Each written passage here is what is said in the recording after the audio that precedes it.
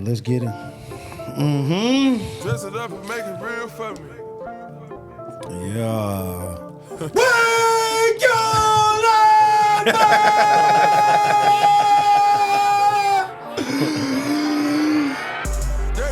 That's copyrighted too. It don't even matter though. Your feature on the podcast. Yep. Yes, sir. Yes, sir. Welcome to the Wake Your Life Up podcast, man. We have a special guest. I'm going to say this every time because every guest that's on here is very special. But this is my boy, my brother, Ralph Lambert, man. Let me give you a little background, man. Northeast Portland native. Come on. Jesuit state champion. Two-time. Two-time. So nice. You got to say it twice. Yeah. Offensive, defensive, all everything. Full ride to Boise State. Go Broncos. Come on. Okay. You know what I'm saying? D1, baller. Came back, coached for Jesuit. Yeah. Did you guys get a state champion there? 2015 against Westland. Another state champion. Okay. Then slid over to the You Feel Me's, Central Catholic. Got him a little ring over there. Yeah. Winning. This dude got like 10 rings, bro. Let me borrow one, man. Hey, man. Whenever. Man. Whenever. But that's crazy, though. But, man, welcome. Man, thank you for coming out here. Let's get into it. For sure. Yeah, man. I just wanted to start it off. Man, it's been a journey, man. How long we been rocking? Since We the Best? Before We the Best? I think right at We the Best. So, 6 years now? Yeah. Almost. Shout out Khaled. Hey, man, shout out Khaled. Don Juan. Don. You feel me? Schneider. The gang. Hey, shout out AK Reg, too, hey, man. Shout out AK. Shout out Reg. Reg. Saunders, man. OG. Hey, man. Uncle Reg. Man. And Yeah. Uncle Larry too. Yeah, Everybody guaranteed. don't know Uncle Larry. Shout out Uncle Larry though. Guaranteed. But yeah, man, it's been about 6 years. We went over to the old facility. It was that 2017? I think so. Dang. Yeah. Off Nimbus. Why does that feel like it's a blur? It's just like a COVID? Yeah, that's what I'm saying. COVID was like a blink. Man, it was. It was like a blink, but it was also like, damn. Yeah, that was a struggle. Yeah, Ralph, oh man, I opened the old facility in about like early 2017. Yeah. And then probably right after that, shortly after that, came aboard, man, and we've been rocking ever since, man. Yeah. My God. For sure. But yeah, so throughout, actually, you know what's crazy? We started a podcast in 2019. We did. 19. We did. 19. We had a fresh little podcast. Got the light and everything. We'll go back to that. We'll roll that back in there. Yeah. But we were doing it before it started getting popular, and then what happened? COVID. Actually, that was because it was right before. Yeah. Right And then before. we ended up moving, and then and it just kind of got put on the priorities. back burner. Yeah, but hey, Gotta keep the lights on. run it back. You know what I'm saying? Right. We running it back. But yeah, man, it's been a journey. What do you think has been the most like trying thing that we've kind of gone through in these 6 years? Man, I would just say probably, if I had to say, it would be scaling. I think that's the biggest thing that you run into in businesses or small. Well, actually, if you take it even just from a business standpoint, if you apply it to sports and athletics, in the business, you're thinking scale the business. Like, how can I continue to grow, expand my capacity? But I think when you also use that and relate it to sports, you're scaling yourself. Like, how can you get better every single year and come back and improve and add more tools to the tool belt? And so I think that's been the challenge, just having this big vision and being able to curate that and create it and then also build off that, right? Because it's tough being able to put systems in place. It's tough being able to get people to see what you're trying to do and understand that there's going to be peaks and valleys, but realize that on the other end of that, there's something greater, you know? So I think that's been probably the biggest challenge, if I had to say. I mean, I'm with you with that because, I mean, it's been a grind. It's been a grind and like you said, trying to level up. Like, trying to essentially do what you did to get you there. Right. But then it's like shit changed. You got to adapt. You got to get better and better each year, each time, every step of the way. And with us, I mean, we had the 4,500 square feet to the 12,000 square feet. Mm-hmm. So almost 3 times the overhead, right? And during the world shut down. So that was like an extra, like, what the hell y'all doing? Right. But, we still here. Lights are still on. Still, Man. People getting buff. Man. Scholarships are getting made, you know what I'm saying? So I think it's definitely a grind and a struggle, but at the end of the day, it's all worth it. You know what I mean?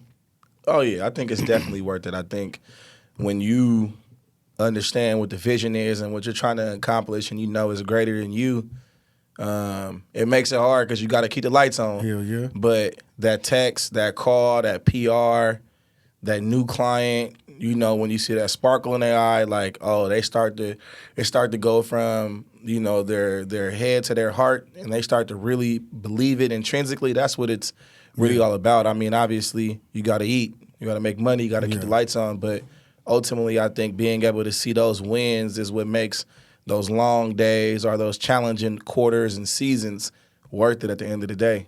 Yeah, guaranteed. That's what I want to just piggyback on what you were talking about with the texts and the calls and you know what I mean? Like, you go through every day, long days, the 14, 15, 16-hour days, you're like, man, I could really just be selfish and focus on myself and be cool. Be straight. But then it's like you get, that text or that call, coach, man, appreciate everything you've done, or the parent be like, I don't know what you guys did for little Johnny, but he's different. He's a better man, or woman, you know what I'm saying? So it's like, I'm like, gotta keep going.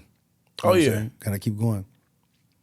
Yeah, so, I mean, for you, what do you think has been the most challenging for you? If we're talking about athletes, being a top tier athlete, right, from Oregon, from this area. Mm-hmm. What do you think is the biggest challenge for being a top tier, being a top tier athlete in Oregon? I think you see it often. I think it's that big fish, small pond, small sea, whatever you want to say, mentality. Mm-hmm. I think it's real easy to get really caught up in what you're doing. Like, I'm the man, I'm doing this, I'm doing that. But I would say when we were younger, I think it was easier to get caught up in that mentality because there really wasn't any cross-country exposure. You really did have to be the best in your region and then your state, and that really meant something, right? Whereas now, with 7-on-7, the circuit, with camps and so much more exposure, with a huddle, and you being able to get seen by coaches a lot easier, I think the mentality that's tough for kids today is the mentality of I've already arrived, right?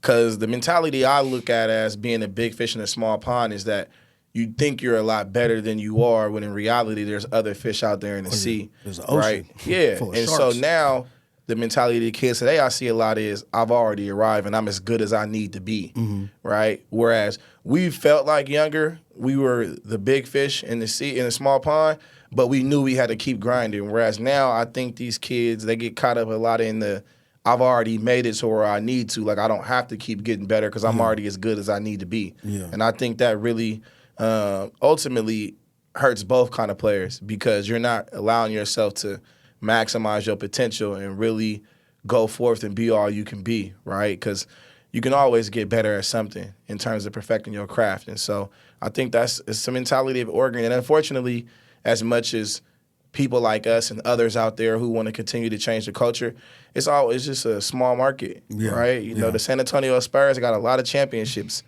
but they've been kind of a doormat these last few years, just not playing that good at basketball. And, you know, when you look at other teams like the Lakers who struggled for a while, they're in a big market, though. The Knicks, they still get marquee matchups. They still get the big Christmas, ESPN. They still get the viewership, right?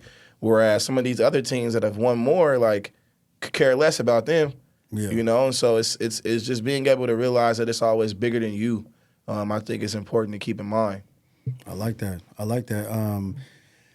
It's I think when we were younger, or even me, because I'm a little bit older than you, it was you were the big fish in this small pond. But if you wanted to be, you know, a big dog and get really recognized, you had to really, really put in work. There wasn't as many camps. Yeah.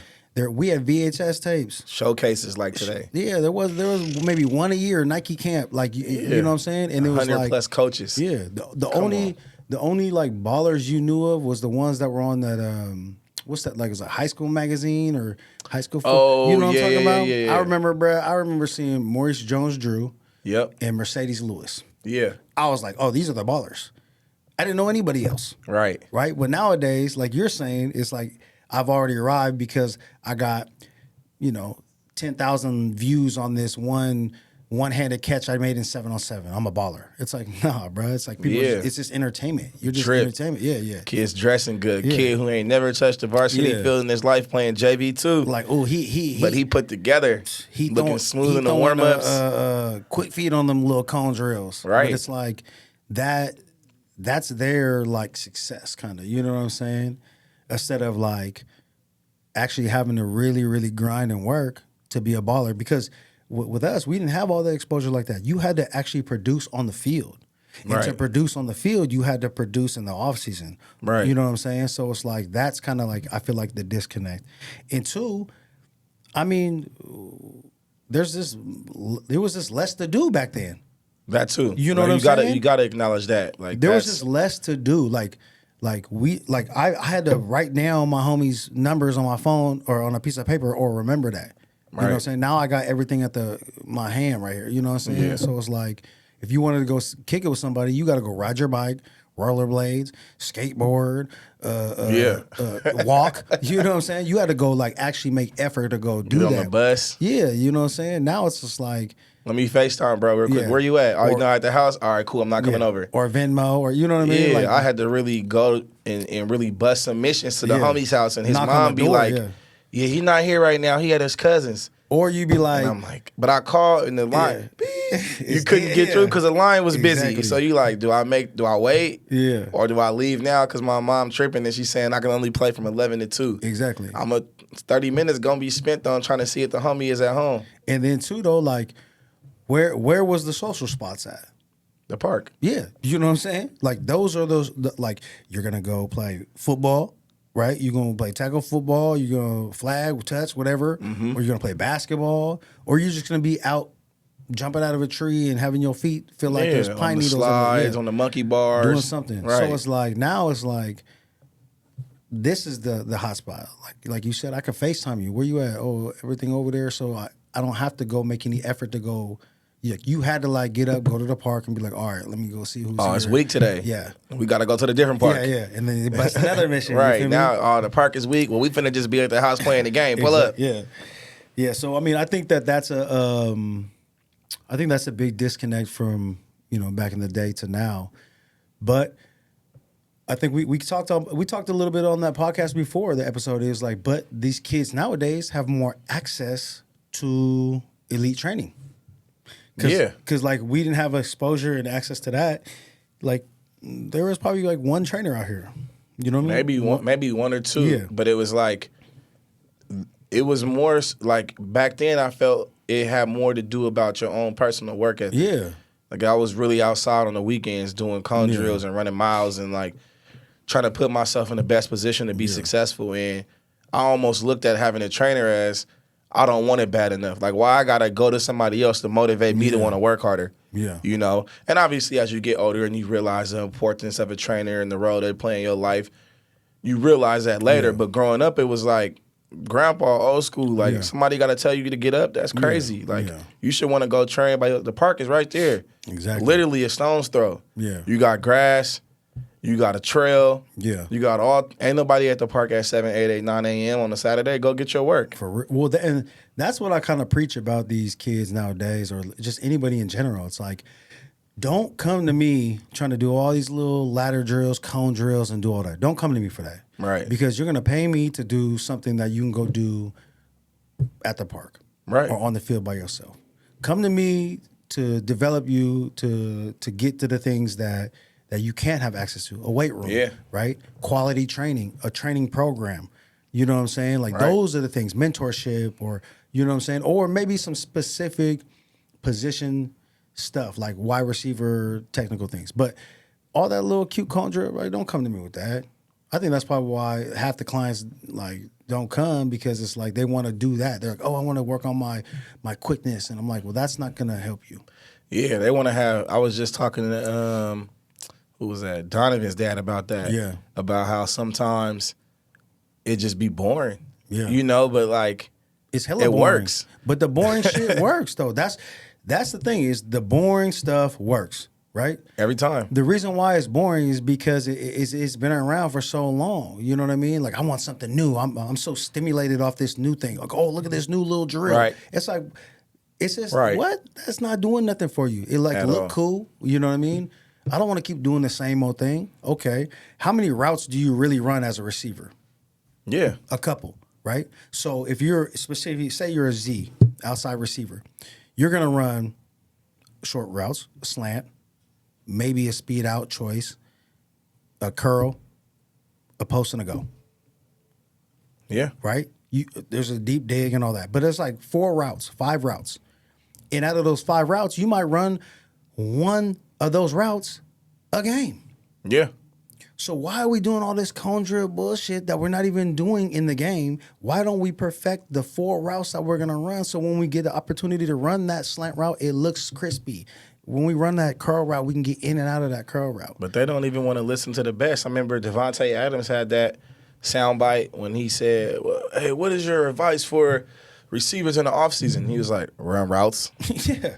Well, what do you run routes? Yeah. And he's just saying, go, you run routes. Go Yeah. run routes. You know what I mean? And so, especially for me, just working with running backs, you see it a lot. And it's like, guys, you're going to speed cut and you're going to jump cut. Yeah. A vertical cut is a speed cut, vertical. Other than that, what else are we really doing? Everything else is a counter. Yeah. And you can only do so much of that because depends on what you're seeing. Is there presence in the A gap or B gap? Yeah. You got to bounce. And that is just the same thing. You're just doing multiple jump cuts or multiple speed cuts or, right? There's only so much you can do. And so a lot of the guys I know, sometimes they be like, man, we just did this on Tuesday. Yeah. And I'm like, yeah. But you're going to run zone 17 times. Exactly. You know what I'm That's saying? y'all bread and butter. Y'all run zone or y'all ran stretch or Yeah. y'all ran, dive out of pistol. Yeah. So we're working cuts off of every single one of those. And it's really just probability. Yeah. The likelihood is it should hit where it hits every time. Exactly. If everyone's doing their job, so why we even got to work on all this other stuff? No. Like, I'm not worried about it. I think of those cone drills, like everybody knows me when I do drills and all that, I very rarely have cones. Right. I don't even like the lines and the depths on the field. Like I got a 12-yard curl. The kid sees that white line at 10 yards. He slows down to 8 yards. right. It's like, bruh, like run through that. Run through that. You know what I'm saying? It's like put a cone out there. Now I'm stepping all over the cone. I'm tiptoeing around the cone.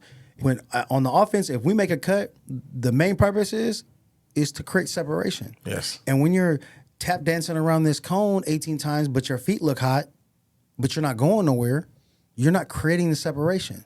You know what I mean? So I'm like, I'm not going to give you that cone drill. The only time we do cone drills, and if we do cone drills, is just like a warm-up. Just kind of get the feet quick, you know what I'm saying? Just to kind of get our feet, ankles, calves, knees, everything activated so we can get in and out of our cuts. Right. You know what I'm saying? But it's just I think that's been the constant battle, is just trying to continue to promote the boring stuff, master the mundane. I said it before, master the mundane, man. Just continue to perfect. There's one kid, obviously I'll talk to him about it. He was on the podcast, Darius Clemens. He never bought into that Instagram-y cone drill stuff because he just believed what I said, and he runs really crispy routes, and he's probably gonna play significant reps at Michigan this year. You know what I'm saying? Yeah. But all the other kids, they want to go, oh, they're doing all the cone drills. I want to go over here. Okay, but you don't even know how to. You're doing all these cone drills, and you don't even know how to read a cover 2. Right. And that's the thing. It's like with the running backs, it's like Like what? all right, we can do all these drills, but what kind of front is it? Exactly. Is it a 3-down lineman front? And we got this zone called the blocking angles for the. So it's like, how do we understand what's happening before we can even do our job? Yeah. Like, now that guard's uncovered. So is he working up or is he double teaming and then working up? Okay, now is he covered? Is it a base block? Is it, backside A gap? Because you got a 3 technique. So we know that because of that, right? Boom, are we watching film now and seeing linebacker flow? So it's having conversations with them about that. It's like, okay, let's back up. Do you even know what a 0 technique is? Yeah. What a 4-eye is, what a wide 9 or a 7 is, right? Are you even understand? So it's like, yeah, we could do all the drills and we can look cool and take some cool videos and some cool pictures, but I want to be able to say when you get on the board and you at camp and the coach tell me, drop a 3-5 front. All right, and I want you to give me a 0 and a wide 9. I want you to be able to do that. Yeah. Because if you can do that, then I can. If you could play football, you can play football. Yeah. But a lot of people don't know football. Yeah, exactly. It's a difference. Like, everybody can play, but everybody don't know what's going on. That's the separator. You know what I mean? Like, your athleticism and your athletic ability and your playmaking ability only can go so far. It could take you to the league, bro. Like, it could take you to the league. You know what I mean? But it's like, it's all about maximizing your potential. You know what I mean? Like, I don't care if you made it to the league by just being a freak athlete. Like, what else do you got? Yeah. Like, tell me the coverage. You know what I'm saying? Show me the front. Like, tell me the front. Explain it to me. Break it down.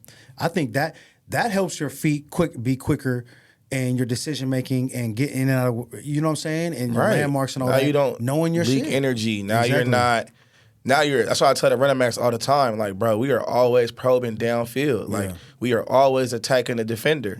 We dictate the pace. Like, we don't want to leak energy for no reason. If we don't got to be over there with it and we can stay on our track, stay on our tracks. Yeah. Like, we can set stuff up by shoulders and leverage and attacking different things, but y'all just because it's like, bro, cool. You just got tackled for a 2-yard loss.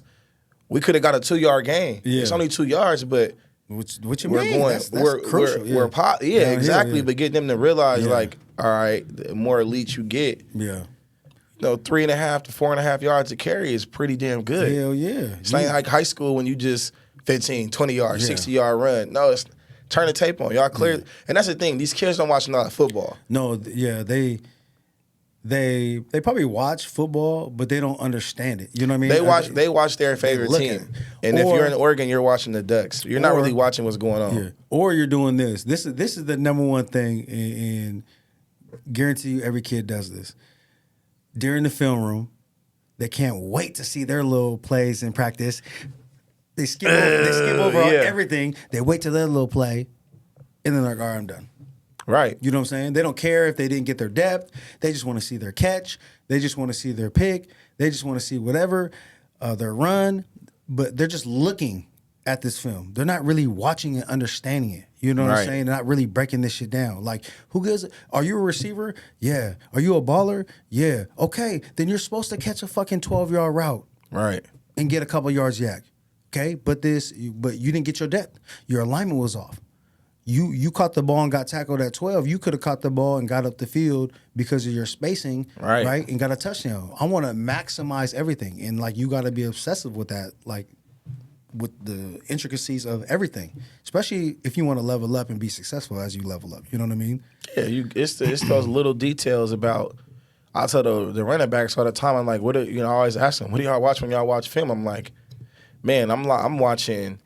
How fast is the safety trigger and the C or D gap when it's cover 4, cover 2? Like, I'm watching how fast is a linebacker scrape when my shoulders turn. Is the cutback open? I'm watching, does this defensive end really set the edge, or is he usually on skates or doing his own thing? Like, tendencies. I'm watching, okay, can I get to the edge against these guys, or am I have to go get downhill and run behind my pads a lot more? Every team's going to be different. Every front you see each week potentially could be different. So it's like, to your point, what are you really focusing on and hoping they get out of film? Because if you really meticulously watching film, it's going to take some time. Oh, yeah. You're going to be in there for a good hour at least. Yeah. And that's not like overkill. That's just you really watching it, especially if you're playing a position like receivers. At any given time, there's a minimum of 2. and really 3 or 4 if you want to count tight ends and everything. So you can watch the left side, play it back, watch the right side, play it back. Now you can watch the coverage. Yeah. There's so much to watch. Well, and two though, it's one of those things where you can like learn like you're saying, learn your different position. Like, no, you got to perfect your craft. Like if I'm a slot receiver or outside, whatever, perfect your craft. But then it's the breaking it down where like, okay, was my alignment right there? Now my alignment dictates my landmark. Where's my landmark? Was I on my landmark? Was my depth correct? Right. And then when you know the coverage and you're a smart receiver, like all that shit is easy. Ask any football player. If you don't know what's going on, or if you don't know how to read the front properly, or if you don't know how to read the coverage properly, you're out here like, oh, everything is going too fast. And that's when you're guessing and doing all that. Now you're limiting yourself for your ability. If you don't got to think, if you can get out there, boom, boom, boom, boom, boom, now let me just be an athlete. Everybody's good enough to play at D1 that's at D1. Right. But it's up here that slows you down. You know what I'm saying? So, for sure. But I mean, even you wouldn't think it, but even at the running back position and telling these guys, like, what coverage are they in? Right? Because you know if it's man-to-man, speed releases on the outside, corners is going, okay? So you know if the corners is leaving and then the receivers is running them off, the next level of defenders, those safeties, those outside, those guys become the force players. So are they slow to force? Are they fast? Like, just being able to see it at the first, because we talk a lot about that too, that first, second, and third level cut. Like, what are we seeing? You know, and the big thing is just for those guys, hey, we got to stay on track. Like, as you get older, you don't have the ability to do all this extra stuff. Like, you got to get to where you're going with urgency. You know, my old coach used to always say, like, slow to, fast through, right? You're just getting these guys to understand how to play with pace and not just be a wrecking ball or a bull in a china shop. Like, you can't tackle what you can't touch. Right? So it's like, why are we taking unnecessary hits just out here trying to create a highlight? Like, highlights are created typically off of effortless motion.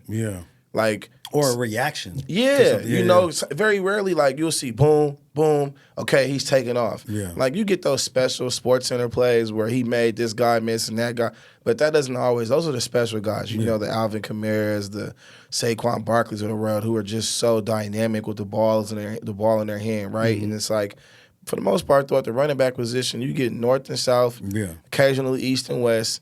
But that's like, sorry to cut you off, that's like Saquon Barkley hitting his read and it's just not being there and him being athletic enough to make the play to go somewhere else. You know what I mean? He was on track, though. Yeah, he's not like, oh, I'm just going to fake like I'm going to go my first read and then bounce back. Exactly. Mine like, already made up. Like, no. I know I'm getting backside. No, he's stretched right. Okay, it's not there. Okay, now the backside A gap is open. Okay, now the backside C gap is closed. I got to get vertical on it. I tell you guys all the time, like, bro, you got 2 options on defense.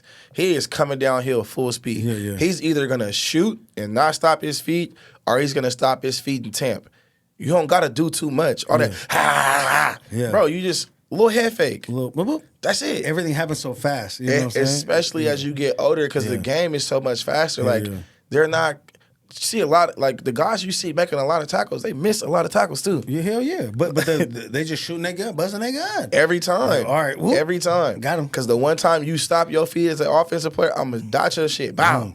You feel me? It's like, and so it's, I think it's just being able to continue, I think to bring it full circle is just being able to continue to teach the game the right way. And I think that when you got so many chefs in the kitchen, in a small metropolitan area like Portland, and I mean you could throw, I guess, Beaverton in that, and you know the Vancouver area, the Salem. Like there's such a small area, and you know you see so many kids getting taught so many different ways, which I think can be a good thing or a bad thing. But I think as long as everybody is just teaching the game the right way, I think ultimately it benefits the kids. Because at the end of the day, that's what it's about, putting the kids in position to win. I'm like this. If you go to a receiver specialist or a receiver coach and he hasn't taught you coverages, that's a problem. He's a footwork coach. Yeah, you're a footwork specialist. Because there's a difference. Cool. There's a difference between the two, and I think that's the thing. You got to really be mindful of, like footwork, versus position, or and that's what I tell these running backs. Game. I'm like I'm not a footwork guy. Like I'm a position coach. And we're Like, going through the footwork for this position exactly, and this play. and we're talking about why you're making that cut the way you're making it. So when we make this jump cut and get skinny, we can't get skinny and get 4 yards up the field. There's a linebacker scraping. Yeah. We got to get through, square up, and be able to have our eyes up ready to make our next cut. Because if there's no one there, we're running straight. Yeah. So what you stopping for? That's why we work it without stop, and then we do a counter. Yeah. But we're talking through the progression of Exactly. why we're doing that. Because when in doubt, if it's stretch left, the objective is to run that guy to the sideline and get vertical. Oh, yeah. And if there's nobody tackling you, you're going to run straight, Yeah, dog. just keep going. You're not going to stop in the game. Yeah. Like, so run. Yeah. You guys are anticipating the cuts, and I'm like, it's not real football. Yeah. The cone is here. Don't confuse this drill with real life. Exactly. In the game, if you can run straight, you're going to run straight. Exactly. So react to what it. you see, Yeah. you know, and that's why we try to, but it's a progression too. It's footwork, closer to the season, game like, but also it's like we're working blocking, pass pro. Oh, yeah. You know, working all the things again because it's not just footwork, it's positional. And those things, we're working route running, bringing it full circle, all encompassing because we're not just out here you can go work on your feet by yourself. Yeah. Where you're trying to be a better running back, not a better footwork person. Yeah. There's levels to it. Yeah, guaranteed. Like, you can't just do the cool stuff. Yeah. I mean, I like the boring stuff, man. Yeah. That's why I was a 1,000-yard receiver. Right. You know what I'm saying? Yeah. The last one they had? Nah, I think there might have been one or maybe two, maybe one. Oh, what's bruh's name? He was like after me. He was Monahan? Nah, it was damn. I think he got picked up. Kind of like Monahan. Oh my God, what is his name? I know it's my.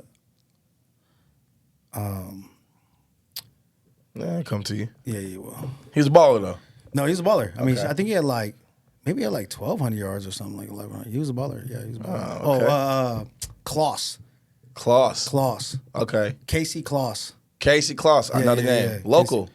Yeah, he's a local guy. Yeah. Okay. Baller. Casey Kloss. Yeah. He was I think he might have been the last 1,000-yard receiver. Over a decade though. Yeah, I mean, it's tough out here, man. It's tough out here. I wonder what the statistics are of like 1,000-yard receivers across other programs in the Big Sky. Like how uncommon or common that is. I don't know. I would say maybe like an Eastern Washington probably would have one. Well, 'cause that's they what I'm saying. sling Like, the ball. but you got it. Like Eastern, I'm sure. Montana you're not has, gonna- I'm sure. You know what? There was a dude. I don't know if he had 1,000. He might have had 1,000. Samori ever hit 1,000? Yeah, I believe so. Samori was killing. I think he had No, like, yeah, that's what I'm saying. yeah, He's Samori might have recent. that, yeah. Sac State had to have somebody. They was throwing it around Yeah. for a while before they took over. What's crazy is At like Stanford. I was looking at recent like Big Sky like stats, like people that receivers that were first team all conference. Yeah. And they didn't even touch 1,000. I'm like, that's interesting.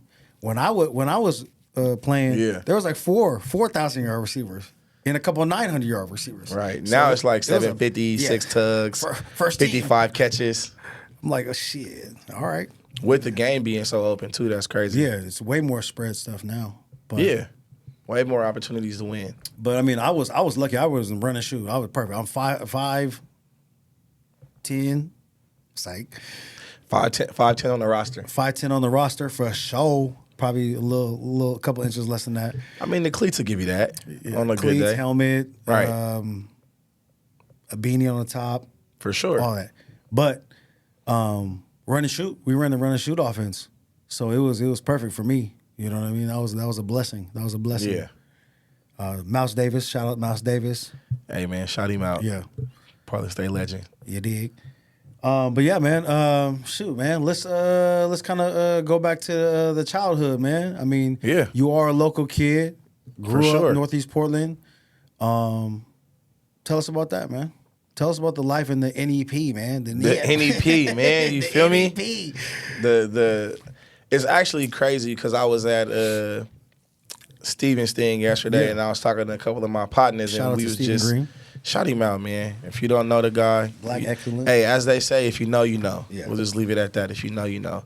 But we were talking about just how, as people of color across America, black people specifically about just the injustices that have taken place. So we were talking about growing up in the North or growing up in Northeast, during the 1990s and the early 2000s, and how like it was very black centric. Yeah. But we were talking about how, we're in school learning about Christopher Columbus and all these other Big Bang Theory and all this stuff, but we don't even know about the Vanport floods. Yeah. Things that have happened intentionally that were egregious acts that displaced us, and we see it continuing to happen. So, I mean, for me growing up, it was cool. It was black families in the neighborhood, left and right of me. Yeah. A lot of support, and going to the neighborhood school right there up the street called Vernon, and it was a packed house. My grandparents raised me and all my siblings, took in a few foster kids along the way, and my grandpa was just old school with it, like from Little Rock, Arkansas. So his mentality was, if you a man in this house, you got to get up and get it. Yeah. So no excuses. It was get up and grind on the weekends. It was go to church on Sundays. It was do your chores around the house. Leave with respect, show respect at all times. And it really instilled in me some good values at a young age to just work hard, play for the local youth teams. Shout out the Whitaker Warriors, the best youth team in the city of Portland ever. My dogs on the team, Brian, Butcher, my dog BJ, Dre, Pico, Soup, Vic, all those guys, man. My boy Josh Turner, D Strick. If I forgot you, don't hate me. But just my partners, and it was cool because I would just walk across the street and, it was their dads and uncles and cousins all coaching us. So it was a real vibe because it was like we had these black men that we could look up to and go get coached by every offseason, and then we'd go right from that. And all of us just would go play basketball. Shout out Portland Disciples. Big Jihad was our coach back in the day, and they just really kind of at our age that we are now, maybe a little bit younger, just stepped into these prominent roles as mentors and leaders and really just showed us the way. And so for me, it again just instilled in me early like, oh, anything is possible. Because they really had us believing that we could do these things, and they were surrounding us around people who had done it that were a little bit older and giving us the game like, nah, this is a attainable young man. And so it was nice. But there was also the other side of it where the gang violence, right? And just being around that growing up and understanding whether it was directly or indirectly affecting you, it was present. And so you had to move a little bit differently and understand how to navigate. And a lot of times at a certain point in time, everybody had a decision. You either in it or you out it, right?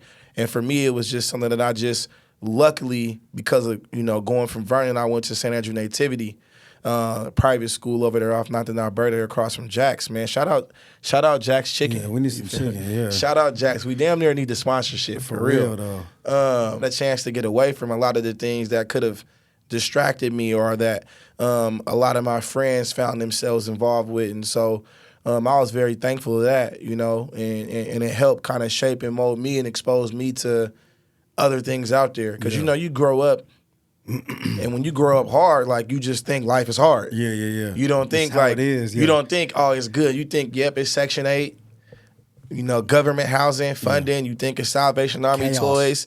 And for Christmas, you think it's hand-me-down clothes. You think it's Payless and Ross. You don't understand. And then you go to Jesuit, and it's like, hold on. What? So you 16 with a car? I thought you couldn't drive till you was 18. Not in a car, a Range Rover. And that too is like, no, you got I'm 16, and I say when I go to the NFL, I want this car. Yeah. The all black Range with the all black rims and the black, and you're driving that at 16. What is life?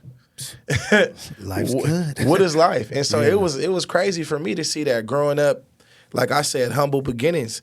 Mom and dad not as present. Like I said, grandparents raising everybody. We got 14 to a house. We sleeping 3-4 to a bed, head to foot. Head to foot. You feel me? Trying to make a shake and make you a little pallet on the floor or something. Man, you feel me? It's too many of y'all. It's hot in the summertime. I need to go sleep on the back porch.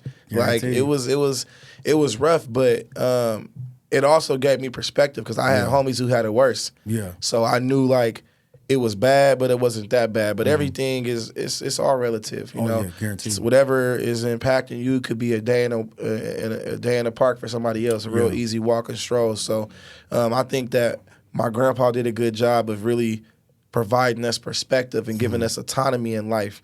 Like, hey, you want to go do that, go do it. Now, look, whatever happened, because you a man, I'm giving you the chance to make this decision. Yeah. So if you do something stupid or mess up, that's on you. Don't bring that back to me. You feel me? And so I appreciated that because I had a good foundation. So I wasn't making a lot of dumb choices, but I learned a lot early. And so getting the Jesuit, it was like, okay, cool. And for me at that time, like, that's when I had shook the baby fat and I was like killing dudes. Yeah. So I'm already coming in as Jesuit, like, y'all not fucking with me. Yeah. You know I'm me? a dude. Yeah. I'm a And so dude. I already had that mentality. You from, Northeast, going over to Beaverton, private school, Right. square, rich, preppy kids. Yeah. They're probably like, oh my God. 100%. I can't tell you how many times it was like, man, so you're gonna go back home? I'm like, I don't got no choice. Yeah, like. And like, well, my parents won't let me cross the bridge past 6. Yeah, exactly. They say it's not safe. I'm like, bro, I come to school every day. You see anything happening to me? I'm good. I'm good. Like, And you're with me, like. exactly. Long as You you solid. know, long as you like, if you're younger and you know somebody that's from around the way, like, that's kind of like your little pass. And if you play sports, you kind of cool, Right. You know what I'm saying? Like, And I wasn't the only person living on the east side too. It was plenty of black, white. It didn't matter. It was people over here, but it was just this misconception about what Northeast Portland was, and so, it was important for me to try to change that narrative and stigma. So I always brought friends home and had them come kick it over here, and so their parents could get comfortable with it. But I also spent a lot of time out there because it was tough. Shout out my boy Tody. You feel me? He lived right across the street from the school too, Kapuya. We would get up every single day and we was catching that bus. He'd catch the 6 downtown, I'd catch the 8 downtown, and every day we'll meet outside of Carl's Jr., get a breakfast sandwich and hop on the 54 and go to Jesuit. But it was about, I was getting up at 5 o'clock in the morning at 14 because my grandpa was like working graveyard. Yeah. So he'll be getting home damn near when I'm getting ready to get to my walk to the bus. And if I ever woke up late, he'd be like, man, that's tough. Yeah. Like, I'm about to go to bed. But I'll be like, but you giving my auntie a ride to school every day, and she just going down this. Don't be talking to me about what I'm doing to my daughter, boy. Yeah, exactly. You a man. That's a girl. You got to get up, deal with the consequences. And it was tough because they always give us these jugs, justice under God, they call them at Jesuit, and it would be Saturday annoying morning, because huh? I'm like, bro, y'all know I'm getting up at 5 a.m. Yeah. I'm getting up before some of y'all even get up. Yeah. Just to catch the bus 2.5 hours. I got to school at 7:55, 8 o'clock. School started at 7:45. Let me go. Yeah, you know what I'm saying? And shout out Miss Shanahan, because she eventually used to let me slide sometimes, I don't know if I should be saying that, but she retired and I'm graduated, you feel me? We're good. It's good. But because she understood how hard it was, because it was like practice to get over about 6 o'clock. And back then, they didn't have the TriMet org thing. What? The real-time tracking. It was bad. If you miss the bus, that's 30 to 45 to sometimes an hour till the next bus comes. Minimum. It's not every 10, 15 minutes, and you don't got the GPS where if I plug in, you had the big paper, like you reading a fucking map. And when you was over in the Northeast, like every other bus stop damn near had they map and time schedule busted out. So it was like, you get to the bus stop and it was, hey bro, how long you been waiting here? 15, 20? Yeah. Let's just start walking. Yeah, and then guaranteed. you mess around and start walking, and then you halfway in between the next stop, and the bus just drive right by you. And I can't tell you how many times I was like, man, we back to the house, bro. Shit. I'm not doing this. Today it's too hot. We didn't miss the bus. That's We either gonna crazy. keep walking or we gotta shift our plans. That's crazy. And so it was humbling. So going out to Jesuit, it was like, all right, cool. I'm here on a mission, So it was an adjustment at first because of the culture shock, and the higher academic standards. But I had a good support system there once I finally bought in. That's my biggest advice for any young kid. Like, use your resources. Yeah. Buy into what's going on around you if it's positive. I remember I was listening earlier to a quote, and this guy was saying that. The man with his hand in a cup will always have more water in it than the man with his hands clenched. So it was like, just keeping your hands open, being willing and ready to receive whatever's being thrown at you that's positive, that aligns with your morals, values, and ethics. Because I was just out there resisting stuff to resisting. Like, I'm a young black kid from Northeast Portland. I'm just being a little delinquent. just because I want everybody to know I'm really like that. Yeah. Right? Just being extra. But once I really bought in and realized that like I could still be unapologetically myself, but just a little bit more clean. Yeah. Hit the ground running. Well, and too though, it's like you're a product of your environment too, though. You know what I mean? Like you're going into like that's all you know. All you know is like maybe some drama. All you know is this is how families are. Right. Oh wait, y'all eat dinner at 5:00 every night and have a glass of milk and everybody sits at the table and this is structure and talks about their day. Yeah, y'all actually say y'all love each other. Yeah, that's like weird. this is like what? It's a little uncomfortable. Like, that's what I'm saying. But like that's how it's an adjustment. And you're just like, I'm not used to that. Ralph, how was your day? What? Nah, like what? What do you mean? Yeah, like, you know why what you I'm asking like, so many questions? You being exactly. weird right now. Yeah. Asking me how my day was. How do you think my day was? Exactly. I went to school and went to practice. Yeah, it's the same thing every day. And that's I mean, I grew up on this side, so I went to Sunset.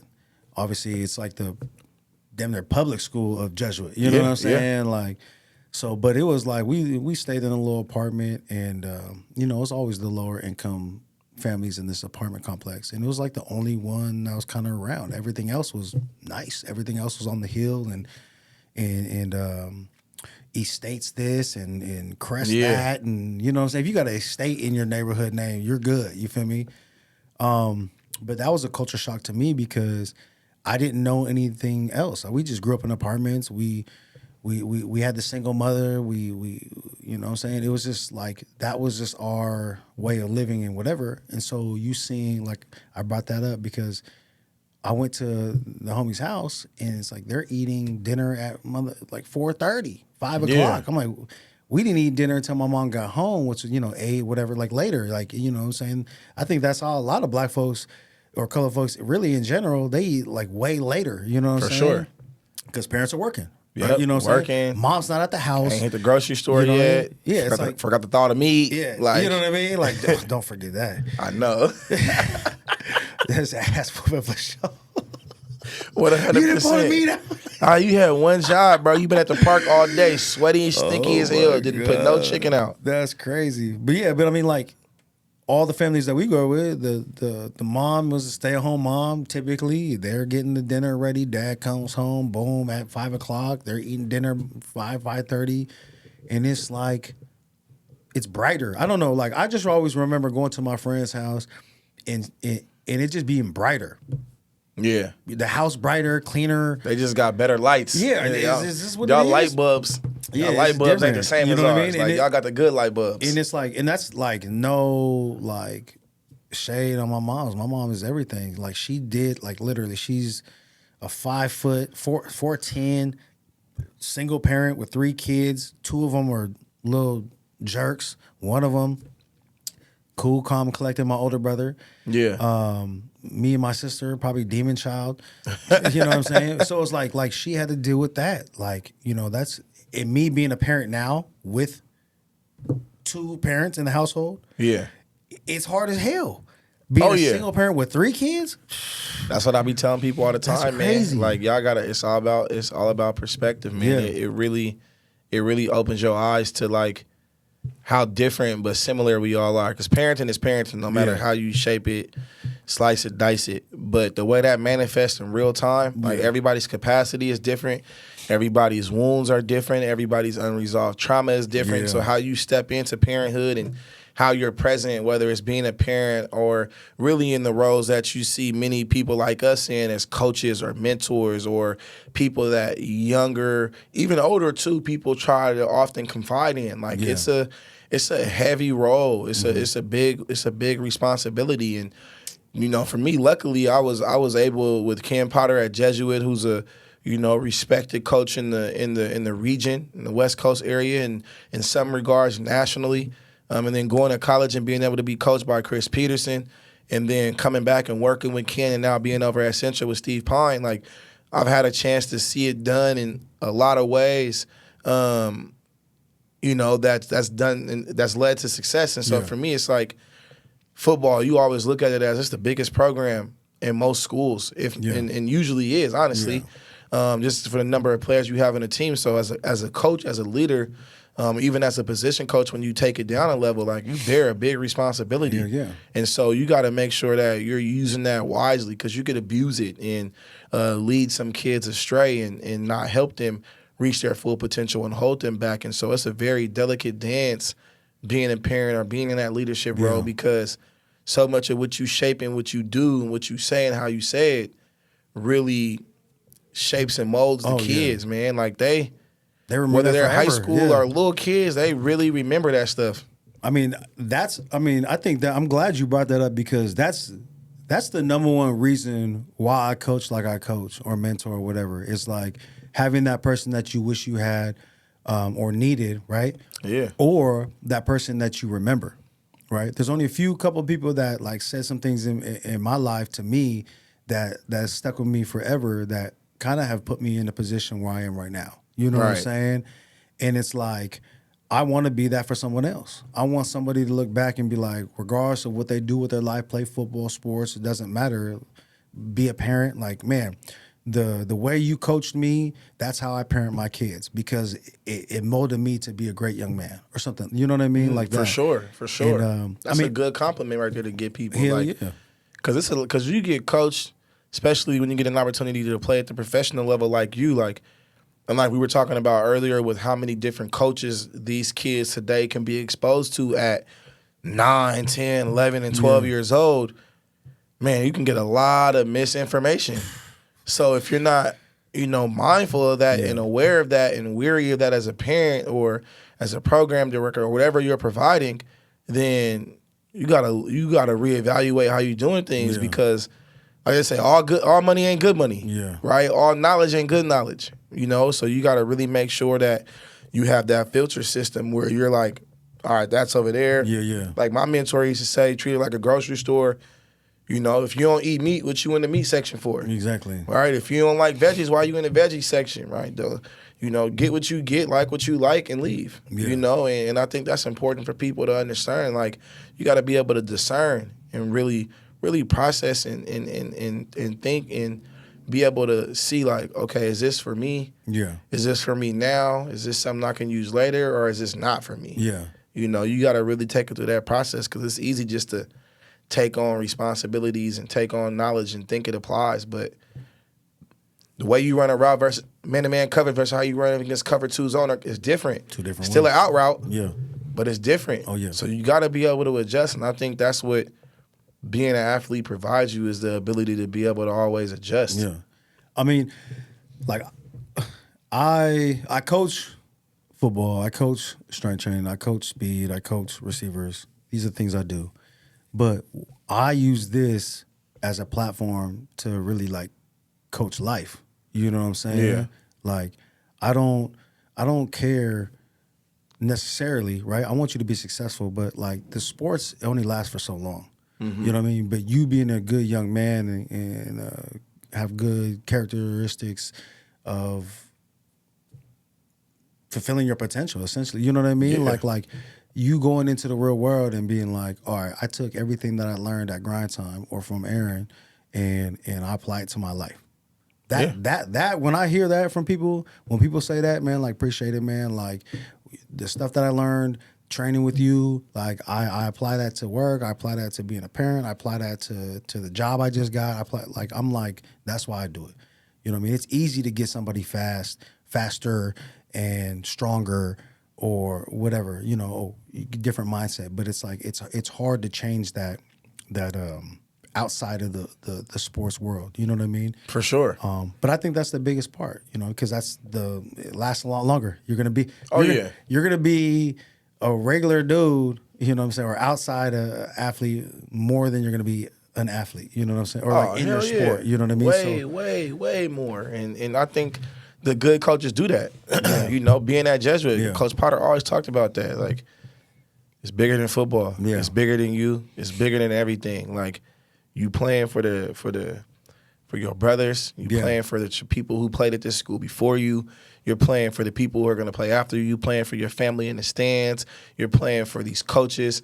And then if you got a little bit left, you can get something for Ralph. Yeah. But before that, you playing for some way, playing for God. Like, it's so much bigger than you. You know, we used to always come out of the locker room at Jesuit with that saying. I might butcher it, but it's, you know, what you are is God's gift to you, and what you do with it is your gift to God. You know, and that just always resonated with me, because we would always slap it on the locker room on the way out every single time coming onto the field. And it was like, it's just little things like that stick with you, like you said, that have that lasting impact, that when you get into those moments, those deep, dark moments of despair, you can go back and recall on those things that have helped you navigate the difficulties in life, because there's always going to be peaks and valleys. And so, you know, when I look back on my childhood and my journey through athletics, it's just those little moments I can recall on that make me realize, like, all right, I'm doing it for the right reasons. And if I can have any just impact similar to that on a couple kids,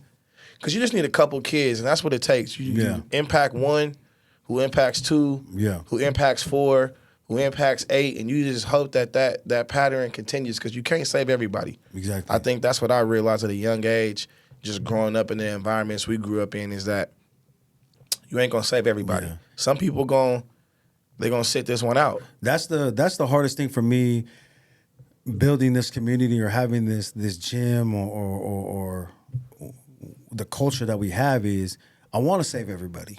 I want everybody to be successful. I want their light switch to just click on. I want it to happen.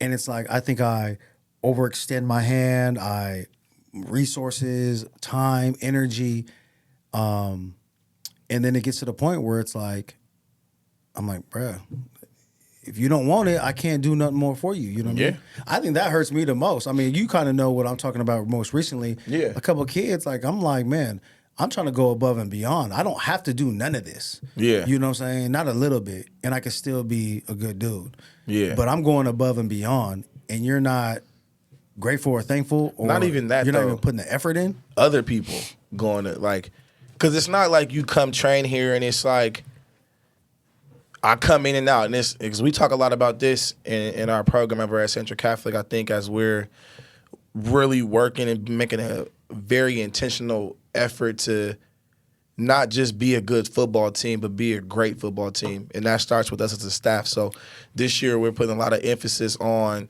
the difference between being a transactional coach and a transformational coach.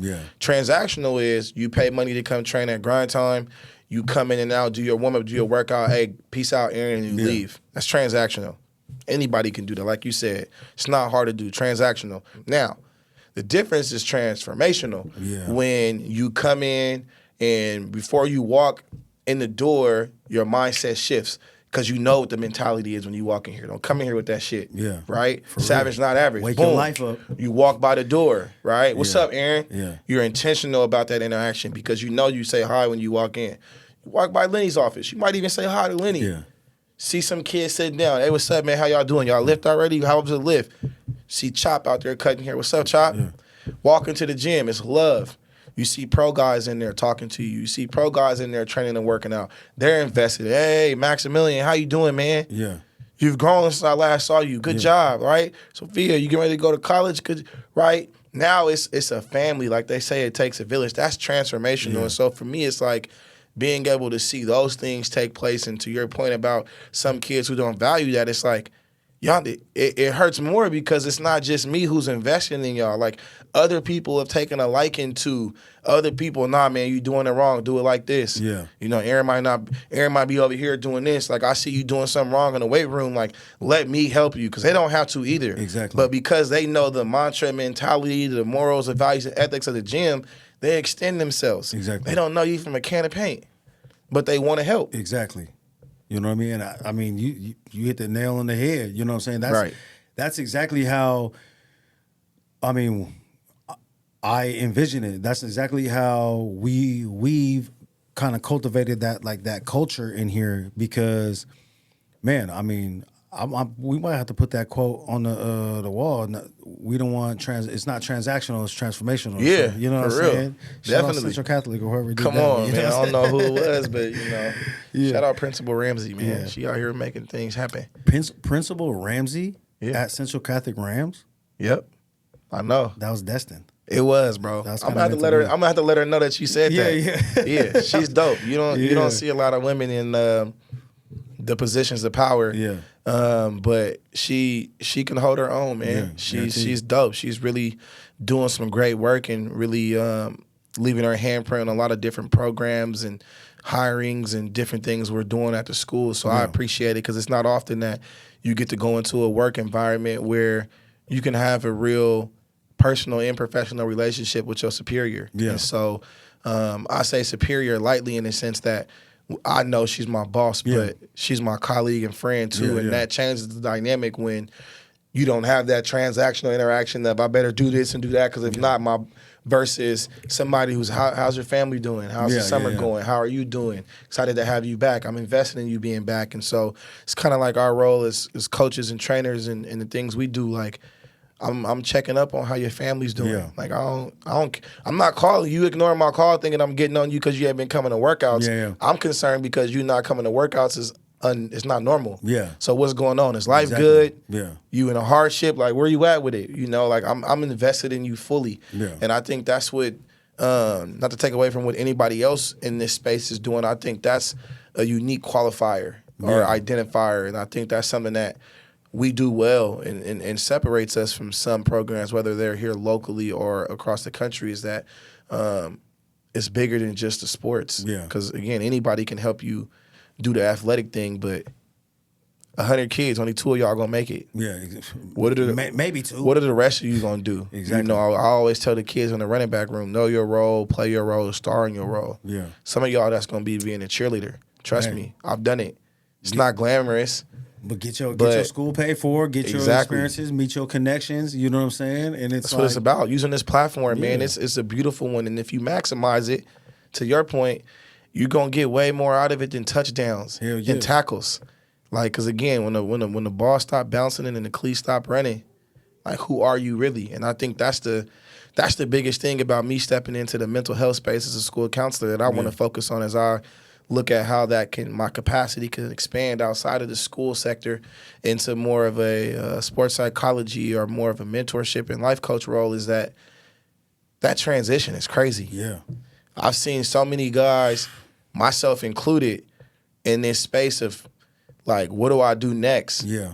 And I feel like we shouldn't even get there.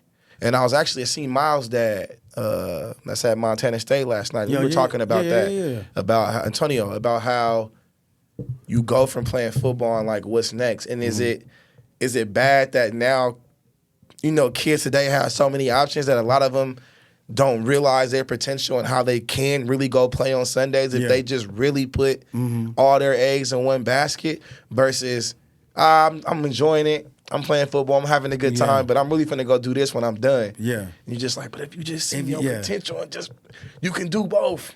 I think it's like this. I think it's you if you're gonna play football in college, right? Like say you go do that. Like once you make that decision, you're maximizing that. Right? Maximize it. Everything else falls in line after that. Yeah. Right? If you know you want to be a heart surgeon after football, that's cool. That's after football though. You know what I'm saying? Yep. Or if you want to just be a heart surgeon and football's the back burner, right? Got you into school, okay, that's fine. But it's like you got to maximize it because the thing is like this. I trained a guy that he got a workout, right? Got put on, and then it just didn't work out. And he's like, "Oh, I'm just gonna do coaching. I'm just gonna coach football." And I'm like, "Oh," I'm like, "Hold on." I was like, "Bro, you could play in the league, bro. Like, you have the ability to play in the league. Maximize this. The window is this small, right? You can coach Forever. You can coach forever, right?"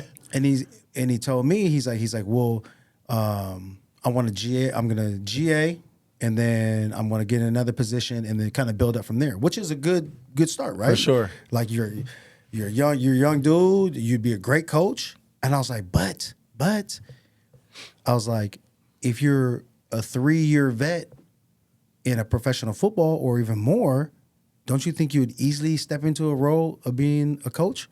right? You have a better opportunity of being a ex-professional athlete to step into a role than many roles, even outside of football, like than fresh out trying to build up. Like, you know people know what it's take. If you were elite, that's why I tell people all the time, and I will, whether you say die on this sword or on this heel, like and I don't mean like you think you're elite, because don't get me wrong, you gotta have that intrinsic motivation and belief in yourself. Don't be delusional though. Yeah, but don't be delusional. Like don't be thinking like, oh, shit. I'm elite and like you run a 5 flat and you've never played varsity. Like if you haven't been elite, and when I say that, what I mean by that is like respected amongst your peers. Like if your friends ain't saying he's elite. Yeah, like if your friends aren't looking at you and the people who are writing about you and the coaches in your league don't say they, like if you haven't been elite, then to me you struggle in life at being able to maximize your potential, because you don't even know what reaching a ceiling looks like. Yeah. Because you've never even maximized what you've been able to do. And so for me, to your point, it's like, go be great. Yeah. Like, don't hold yourself back. If you want to be a heart surgeon, like you said, okay. And maybe football is the second thing, and you're just using this to get your free undergrad before your prereq so you can go have a cheaper grad school experience, you know? Cool. But who are they going to give the opportunity to? So if you maximize the football, you get to the league, maybe play a year or two, but that you're NFL alum now. You know what I'm saying? Like, are they gonna slide you in there a little bit more? And what connections does that open up for you? Now you realize, oh, I'm not the only NFL player that's made this transition. Exactly. There's other guys like me. I don't have to give up this dream. I remember we had a guy named Chandler Koch. He was a tight end for us at Boise, and I think he wanted to do like engineering or something, and it was kind of frowned upon because of the demand of football. It was very demanding, but he stayed the course because he knew it didn't take away from him showing up and being the best tight end he could be. Hard-working guy. Yeah. Contributed many, many times for us over the years in his reserve role. But it was like he still did his other things too, you know? And so it's important for these guys to realize, like, you can do both. In fact, you are doing both. You are literally a student athlete. That's what you're getting recruited. That's what your scholarship reads. Not athlete, student athlete, right? So it's like, prepare yourself to be able to do both. You have to. That's why you don't have a job. Exactly. That's why all you can do is school and play football. Football is your job. Yeah, that's why things are different at the collegiate level. That's why NILs are relevant and it's becoming a conversation, because, you know, despite what people may think, like it's a grind. Yeah. I signed up for it, yes. But at the same time, like, pay me. Oh, yeah, guaranteed. I need all my chips. So, I mean, going back to you talking about, because you're a counselor at Central Catholic, right? And obviously you want to kind of merge that to like being a sports psychologist or sports counselor, and just the mental demand on being any kind of athlete, right? Yeah. Touch on that a little bit. You know what I mean? Like what have you gone through, like, mentally, that kind of like set you back, or something mentally where you're like, how to get through? Oh man, I think it was coming to the realization that you weren't going to the NFL. and it's not like, because there's less than 3% go to play college football. So what I had to go back and tell myself was that I'm fucking elite. Yeah. Like, as simple as that. Yeah. Like, I started 3 years on a varsity team in the state of Oregon that arguably was the best football team ever. Yeah. And I wasn't playing, I was playing. Yeah. Like, I'm the guy. Yeah. Or one of the guys. Like, both ways. You feel me? Yeah. You see, so it was like, I did that. Like, I was respected amongst my peers, like, as one of them ones. Like, he's really like that. Yeah. And it's like, I won 2 state championships. I played basketball on varsity at a very young age. I short leg lead off for the short relay and track. Like, I did all these amazing things, and I got to college and contributed minimally in terms of like playing, but I had to start realizing, like, nah, guys, I was an infectious personality. Guys like being around me. Yeah. I was disciplined. Didn't drink till I was 21. I was a phenomenal designated driver, right? Yeah. I was a safe space, a listening ear for a lot of my teammates. And so it was realizing, oh, shit, DJ Harper is really fucking good. Yeah. Doug Martin is really fucking good. Yeah. Jay Ajayi is really fucking good. Bruh, you have... Jarvis Hodge is no slouch. Hold on, Drew Wright is a walk-on. He's no slouch. Time out. This is what you kids need to realize. is the big fish, small pond. Y'all think you guys are balling? He was arguably one of the best football players, running backs in the state of Oregon of all time. And he just already told you his accolades. And he was fourth on the depth chart against 4 leaguers.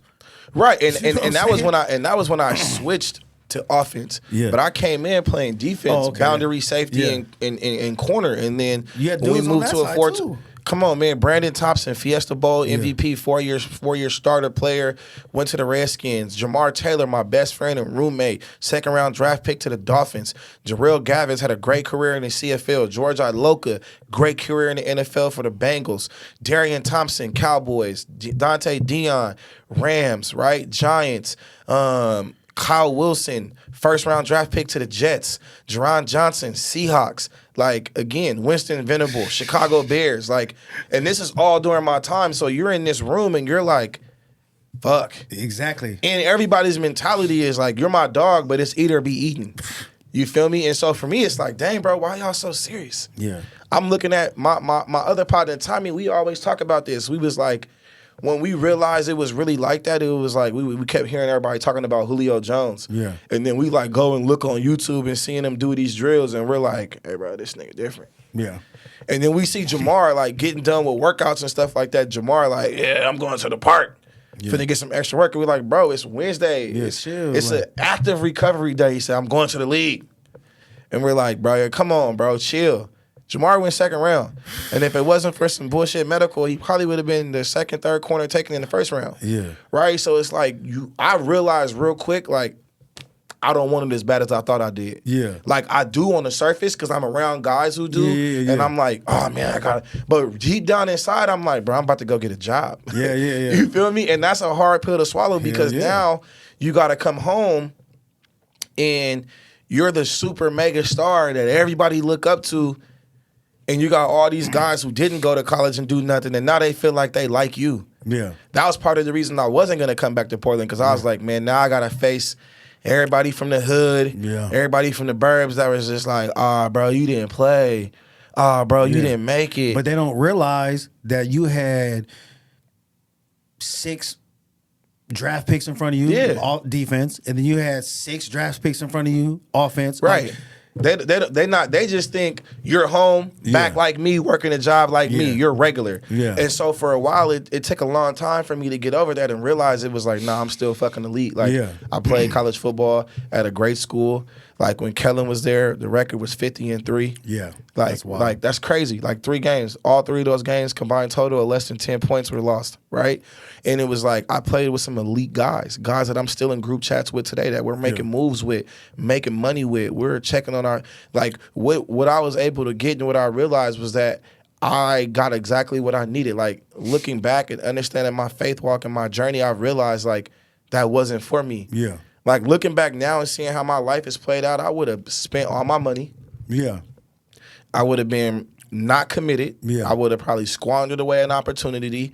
And for me, I felt like it just helped me move faster into what I wanted to do. Yeah. You know, because I've seen a lot of guys, they'll chase it 27, 28, 29, and it's like, I'm like, man.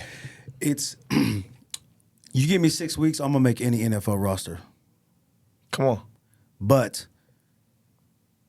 it's like one of those things where it's like, hey, bro, like, you gotta understand the league is past you, bro. Like, you know what I mean? Yeah. And too, though, it's like, and I say that statement with, ain't nobody train harder than me. You know, ain't nobody touching the weights like I'm touching the weights. Ain't nobody grinding like I'm grinding. So it's like, how are you gonna outbeat me in my dream of thinking I could still play when you don't even work as close as hard as me? Right. Like, and you never even had a shot. So it's like, bro, like, I never want to tell nobody to give it up. But this is crazy. This is what my trainer used to say. And my mentor, shout out Chad EK. He said, The sensei. Yeah, the real sensei. He said, you get 2 years. 2 years after, like, 2 years of not playing, essentially. You get 2 years of not playing, grinding, put everything into it.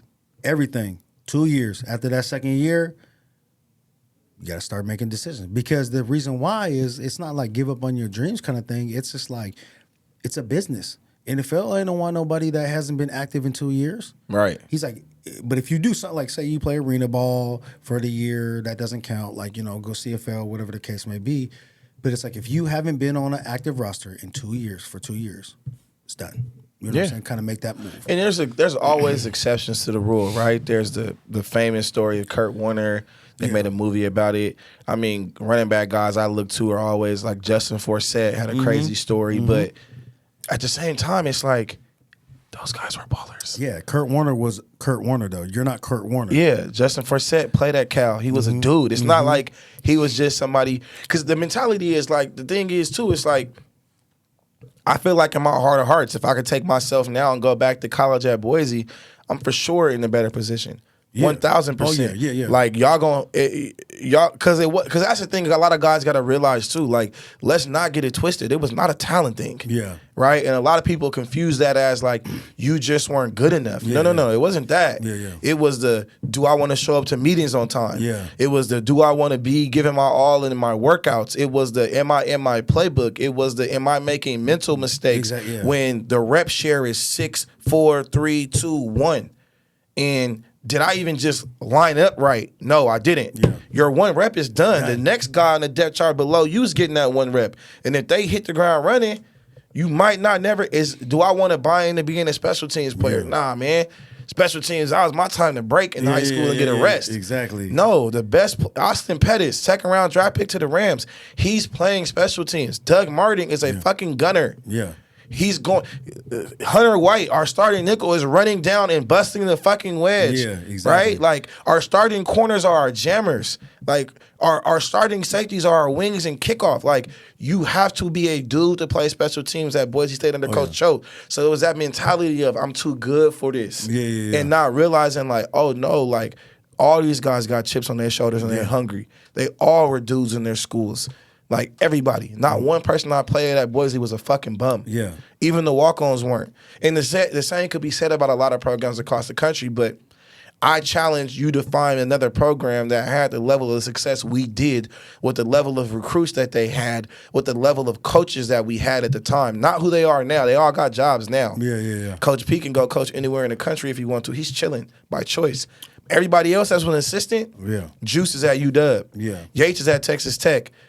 Coach Wilcox is at Cal. Browning at Cal. Like, Coach Choate and Coach PK, they at Texas. Like, the list goes on. Like, Coach Ville left and got into life coaching in Fresno. Like, Coach Smith, the head coach at Oregon State. Like, the list is very, very, very long, right? And so it's like, everyone's winning right now, and it's no surprise. Right? Yeah, like, that was an exception. And then you look at guys doing, like, J-Rob's over in Barcelona right now, going crazy with the Dragons. Like, these guys are winning in life, and that recipe for success, that mentality of bleed blue. Yeah, I am my brother's keeper, right? Nobody wore swag at our school. Coach Pete made you earn that. There was 3 guys on offense and defense that had towels on their back. Yeah. Everybody else didn't. It was a privilege. I like that. You were fighting for that. We call it a swag rack. You were fighting for that every week. The Nike swoosh with the big blue and orange B on it. Yeah. Everybody couldn't wear that. Yeah. Right? Everybody couldn't walk out the tunnel with a hammer. Yeah. You had to go lay somebody's hat off to get that. And you got the lead. That's the cool photos. Yeah, hell yeah. Right? And so that culture of, like, what it takes to really win was instilled in us, and it's dope to see it really still be prominent in our lives today. And when we talk about, I mean, just with my boy Raj who raps, like, if you pay attention to a lot of he's shouting out Peach and Coach Saha and all these guys because, right, those things matter. What do you say, the box squats, like Saha? Oh, yeah. Hey, shout out to Raj, the scrimmage man. line. Come like, on, bro. Get on the podcast, shout him out, man. bro. We need you on I'm the a podcast, fan, bro. Raj. Like, I'm a fan, bro. Hey, you my dog, but I'm a fan too. Look. all my family is from Berkeley, man. You know what I'm saying? Right. My pops went to Berkeley High. My uncle went to Berkeley High. Come on, man. Make it happen. Right there, Sacramento, man. Fairview. Come on, make it happen. And so it's just being able to understand, like, and the part that really helped me a lot too is that I got good teammates. Yeah. Like, just the other day, like, we were talking about that, like, giving each other their flowers. Yeah. Like, everybody is being successful in what they're doing now. Like, everybody knew Roger was gonna make music. Yeah. Did everybody know and truly think it was gonna get to this level? Nah, he did though. Yeah, exactly. But we seen the vision because he casted it for us. I knew J. Rob was gonna do some. I knew Jerron when he got done playing was gonna go be great. Yeah, because he was great when we was like. I knew Jamar was gonna be successful. Like Tommy, the guys I'm surrounding myself with, the guys Twan. I knew Twan was gonna go do something great. Like lead area scout for the Bucks. Like these are great men that like I'm happy that I get to still be in relationship with and learn from and glean from. Like they challenge me every day. It's not a day that go by that somebody not sending something to the group chat to say like, come on. I think that's the, I always say it, and I'll say it to the kids, I'll say it to anybody, is show me your friends, I'll show you your future, right? Man, for real. You know what I'm saying? That's a message. And it's like, hold on. Oh, hold on. Message. I forgot I had that, bro. That's a good one. That's a good one. Let me turn me up. That's bro from, what's that movie called? Don't be a menace. Like Society. The Wayne's family, man. Shout them out. They getting money.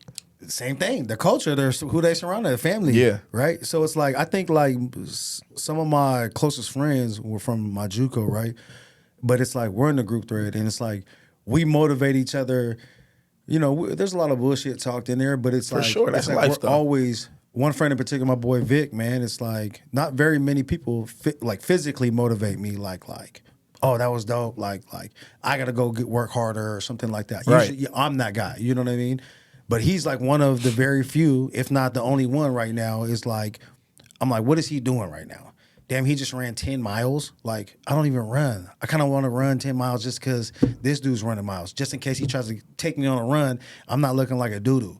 Right. You know what I'm saying? Like, he's still benching big-time bench. I can't, you know what I mean? That's my brother, but it's like, I got to at least compete with him. You know what I'm saying? Right. We go to the weight room. I can't just be out here not competing. You know what I'm saying? For sure.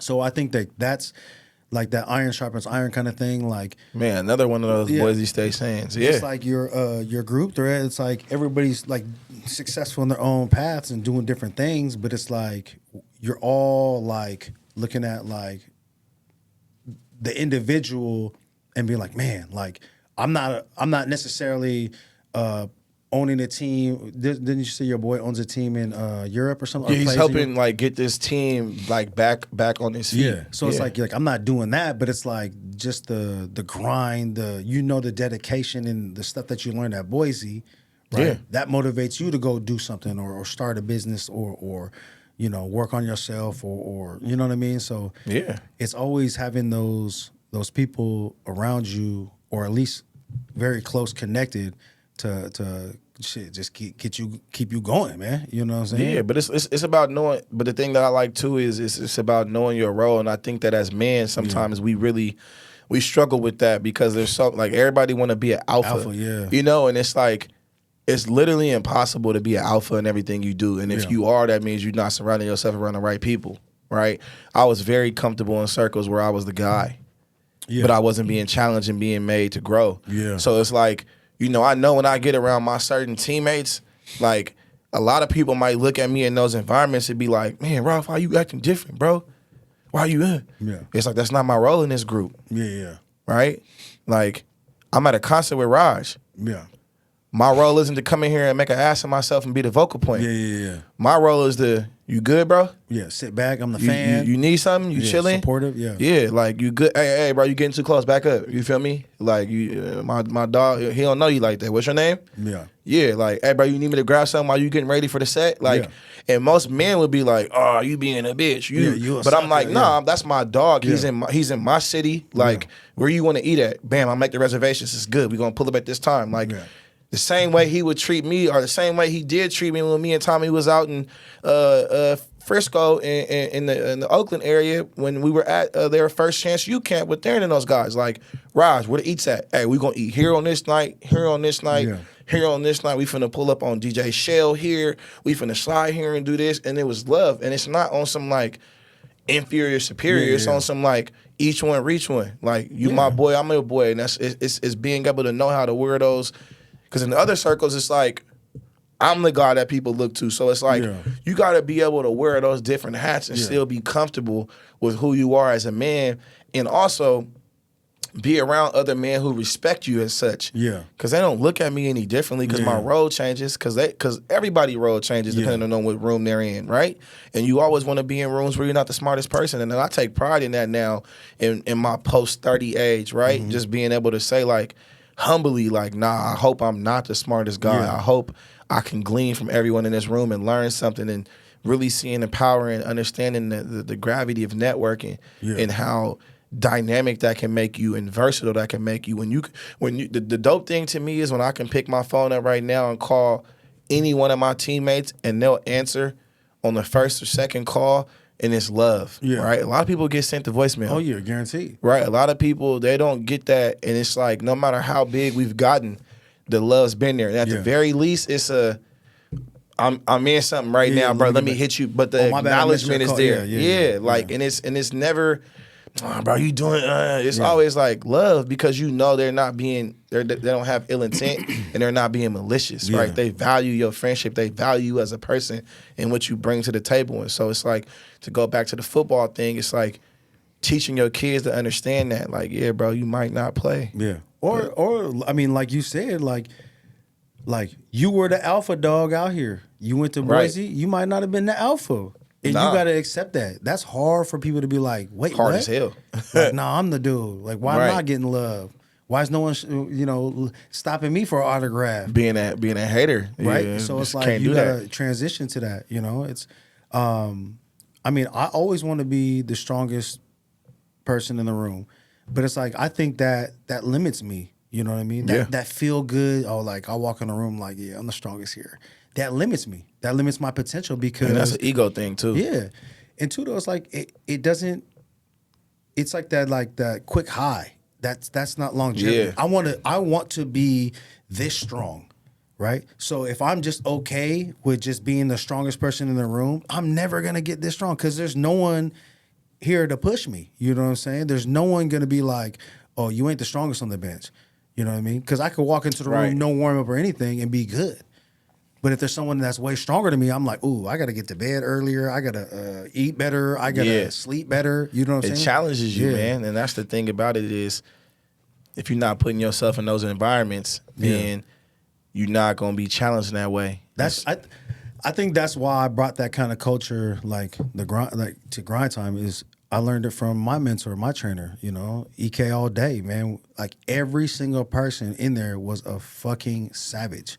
Right. Everybody talking about beasts and all that. No, dog. But you got to touch on how, like, again, savage doesn't always equate to 5, 10, 15-year NFL careers, but they're savages in every facet of their life. Oh, yeah. No, getting to, though, it's like you might not be the strongest person in the weight room, but you're a savage, not average. Your savage mentality is you're like, I don't care. Like, I'll die for this.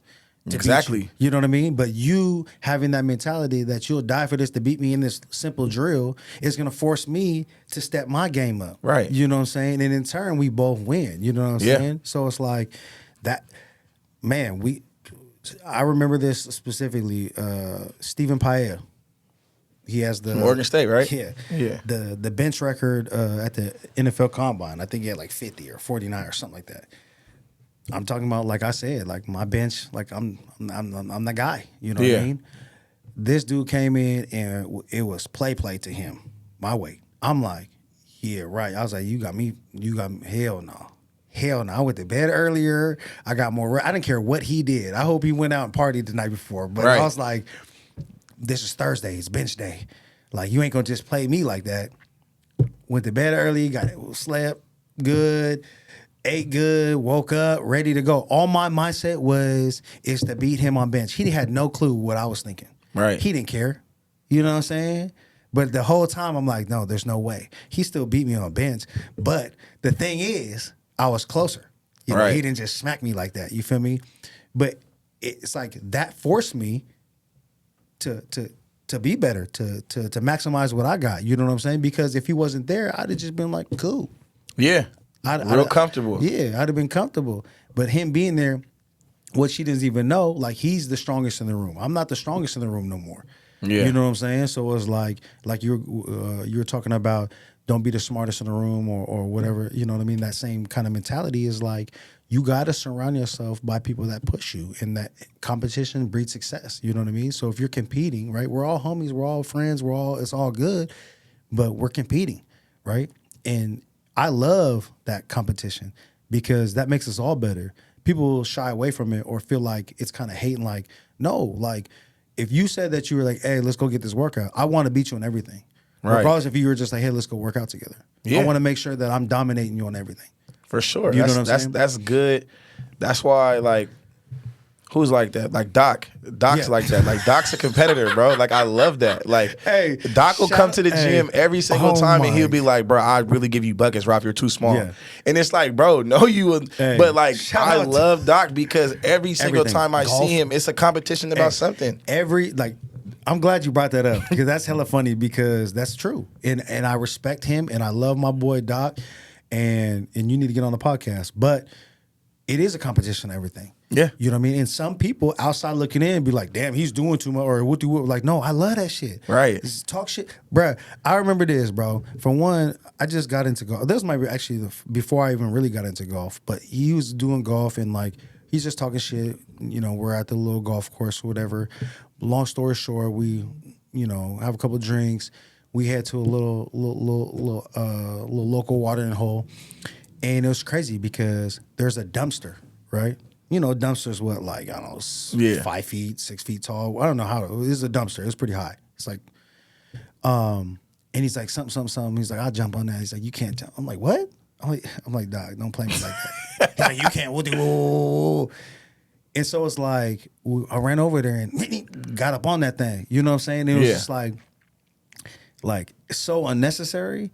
But it's like he challenged me to be more athletic. He challenged me in that capacity. You know what I'm saying? Yeah. So it's like he's always gonna do that. If I'm in a room, he's never gonna even though he probably knows that I'm stronger than him, he's gonna challenge me on everything. For sure. You know what I'm saying? And it's like I appreciate friends and people around me like that. Because it keeps you on your toes. It keeps you getting better. It makes you just to value and appreciate true friendship too, because it's like they're never gonna let you settle and get comfortable and complacent because it's always, and that's the thing. You got to find that back to the mental health side of things. You got to find that delicate balance between being able to enjoy where you're at on the journey to where you're going. Mm-hmm. And that's how I try to explain it to a lot of people is. Be present in the moment to be able to understand and appreciate and not take for granted where you are, but still have your eyes on the final destination. Yeah. And that could change, and it really should change, year to year. If you're really truly evaluating yourself each year or each quarter, whatever your metrics are, however you're looking at gauging what your definition of success is. Like, if it's not changing and morphing and shifting as you grow in more knowledge, as your capacity grows, as your friendships and things like that morph and change, then you're doing it the wrong way. So it's nice to see that as you grow and change and as life changes and everybody takes on more, there's still a few people in your corner that you can look to always keep you honest, that know the real you, that whenever you start being flawed or doing something funny and weird, like they're able to bring you back down and in a respectful way, humble you, I guess you can say in many regard, to realize like, okay, let me stop lying to myself. Yeah. Because if they can see it, then I'm probably out here running game on it. Like if they calling me out on it, then it's an issue. They'll hold you accountable. Yeah, for sure, man, definitely. And it's good to be able to have that because everybody don't got that. Yeah. Like everybody don't got that. Man, hey, we definitely need a part 2. 100%. You know what I'm saying? Definitely need a part 2, 3, man. Part Co-host, continuous. Yeah, guaranteed, man. I appreciate you coming out, Yeah, bro. no doubt, man. Love Wake you, your my life brother. up. Yes, sir. Love you Wake too, your bro. life up. Yes, sir. Just Yeah. make it real for